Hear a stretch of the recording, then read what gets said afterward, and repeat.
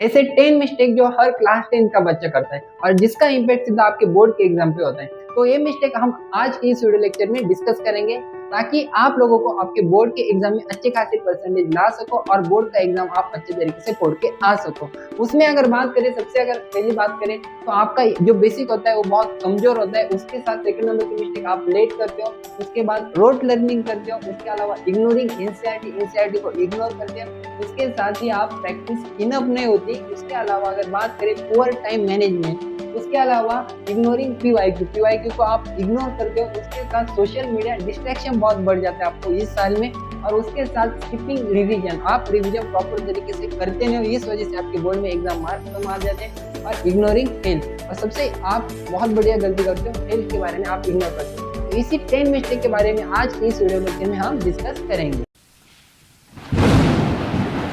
नमस्कार class 10th में आप सभी का स्वागत है। So I am Prasad sir, welcome to our YouTube channel. So आज इस वीडियो में एक महत्वपूर्ण मिस्टेक के बारे में डिस्कस करेंगे, जिस मिस्टेक को आपको पूरे साल में अवॉइड करना है। और उस मिस्टेक को अगर आपने अवॉइड नहीं किया तो आपका सीधा इम्पैक्ट बोर्ड के एग्जाम पे होने वाला है। जैसे कि क्लास 9 से छलांग मार के क्लास 10th में आए हो, उसी तरीके से आपको क्लास 11th में जाना है। और उस वक्त क्लास 11th में जाने के लिए आपके पास परसेंटेज बहुत मैटर्स करते हैं। आपको कौन सी फील्ड सिलेक्ट करनी है, साइंस लेना है, ह्यूमैनिटीज लेना है, कॉमर्स लेना है।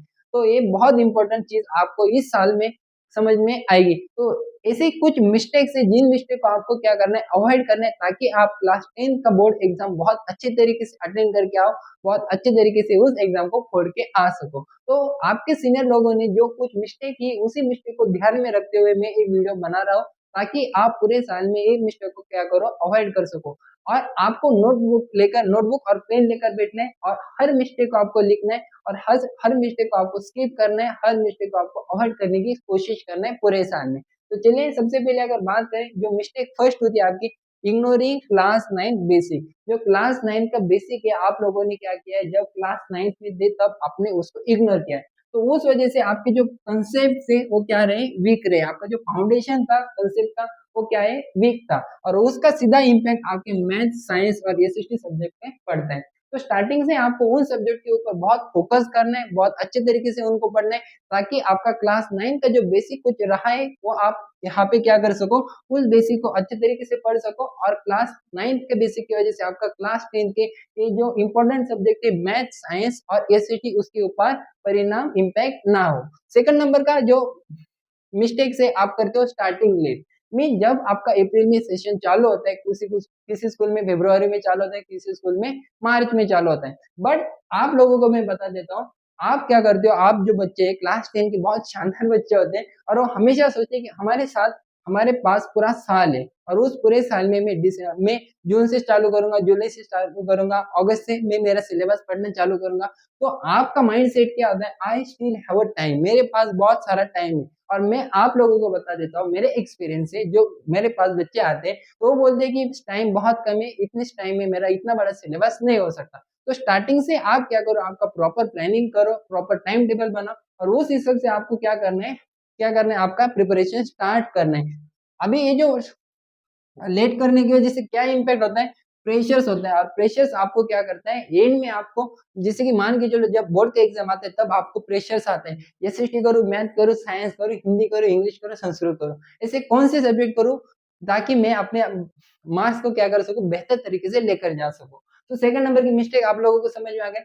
थर्ड नंबर की मिस्टेक आप करते हो, लोड लर्निंग यानी कि क्रैमिंग, सिर्फ रट्टा मारना। मीन जैसे कि फेडरलिज्म की कंसेप्ट है, फेडरलिज्म में क्या होता है, 2 और मोर लेवल्स ऑफ गवर्नमेंट। आप क्या करते हो, रट्टा मारते हो, उस कंसेप्ट को समझते नहीं हो। जैसे कि आपके साइंस में कुछ कंसेप्ट हो, मैथ्स में कुछ कंसेप्ट हो, तो उस कंसेप्ट को आप क्या करते हो, समझते नहीं हो। सिर्फ आप क्या करते हो, रोड करते हो, रट्टा मारने का काम करते हो, और इस वजह से क्या होता है, कंसेप्ट क्लियरिटी आती नहीं। और बोर्ड एग्जाम किसके ऊपर फोकस करता है, focus on application based question.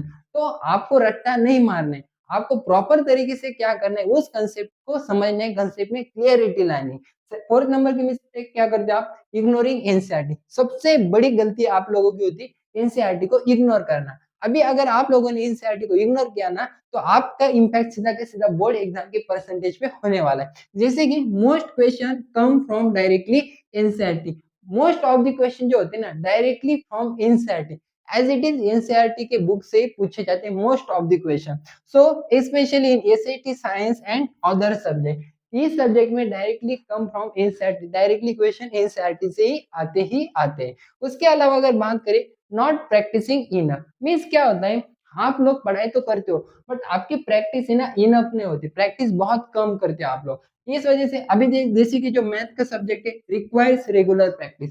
Maths में आपको डेली सॉल्विंग करना है, एक्सरसाइज को सॉल्व करना है, क्वेश्चन को सॉल्व करना है। उसके साथ जो अदर सब्जेक्ट है साइंस है, एसएसटी, इंग्लिश, हिंदी, उसकी भी आपको डेली प्रैक्टिस करना है। और अगर आपने प्रैक्टिस में प्रॉपर तरीके से नहीं की, डेली प्रैक्टिस नहीं की, तो इस वजह से क्या होता है आपके कंसेप्ट के ऊपर परिणाम होता है और आपका प्रॉपर तरीके से मैनेजमेंट नहीं हो पाता और इसका सीधा इम्पैक्ट आपके बोर्ड के मार्क्स पे पड़ता है। So writing practice also improves answer and marks.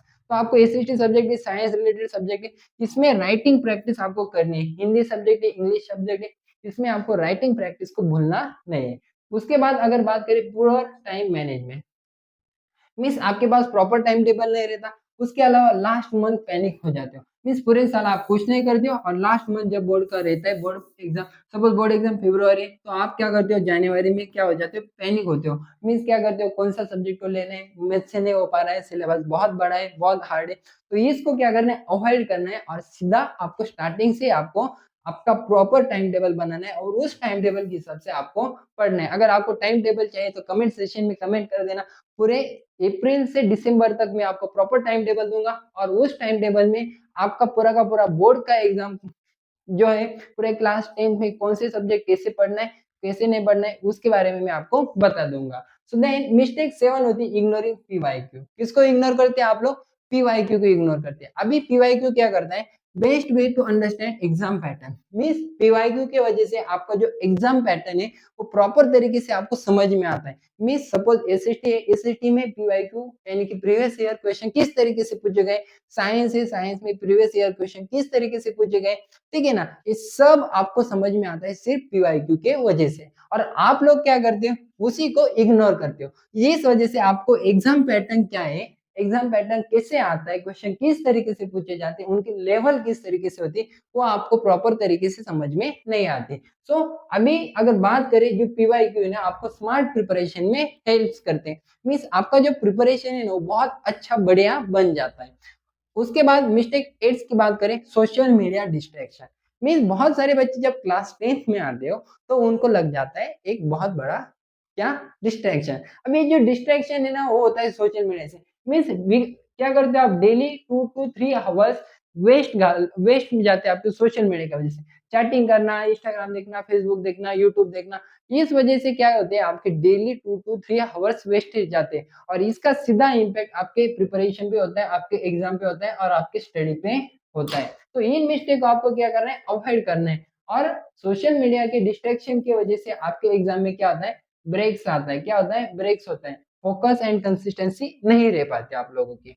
So 9th number का जो मिस्टेक है, स्किपिंग रिवीजन।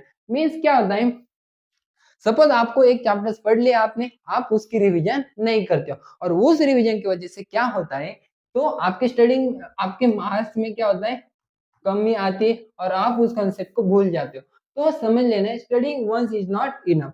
एक ही बार अगर आप स्टडी करते हो तो इनफ नहीं, आपको डेली डेली डेली उस प्रैक्टिस को रिवीजन करना है। जैसे कि मान के चलो, follow the 3 times revision rule.